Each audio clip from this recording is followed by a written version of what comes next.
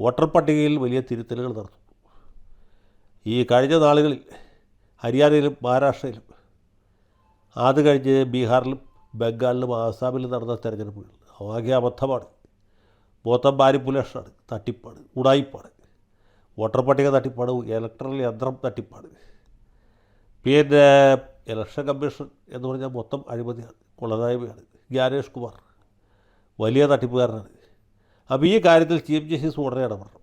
Chief justice ഇടപെട്ട് ജനാധിപത്യത്തെ രക്ഷിക്കണം. അവർ പറയുന്ന ഒരു കാര്യമുണ്ട്, ഈ ജുഡീഷ്യറിയാണ് ജനങ്ങളുടെ അവസാനത്തെ ആശാകേന്ദ്രം. അപ്പോൾ പ്രതിപക്ഷത്തിന് ഇപ്പോൾ സ്വന്തം നിലനിൽപ്പിൽ ആശയില്ലാണ്ടായി, ഇന്ത്യ സഖ്യത്തിലും ആശയില്ലാണ്ടായി, പ്രതീക്ഷയില്ലാണ്ടായി. അവർക്ക് ആകെ ഒരു ആശാകേന്ദ്രം എന്ന് പറയുന്നത് ജുഡീഷ്യറിയാണ്. ഏത്? സുപ്രീം കോടതി.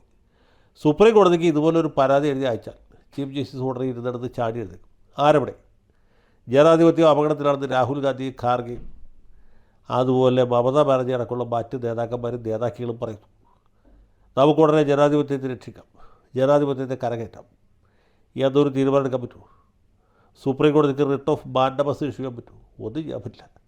ചീഫ് ജസ്റ്റിസ് അത് വായിച്ചു, പുള്ളി ഉള്ളാലിച്ചിരിക്കും, പുറമേക്ക് ചിരിക്കില്ല.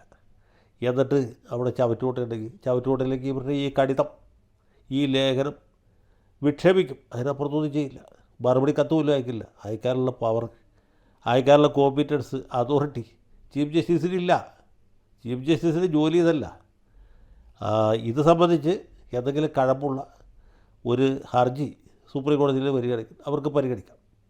നിയമലംഘനമോ ഭരണഘടനാ ലംഘനമോ കണ്ടെത്തുകയാണെങ്കിൽ നടപടി എടുക്കാം. അല്ലാതെ പ്രേമലേഖനം എഴുതി അയച്ചാൽ ചീഫ് ജസ്റ്റിസിന് വല്ലതും ചെയ്യാൻ പറ്റും?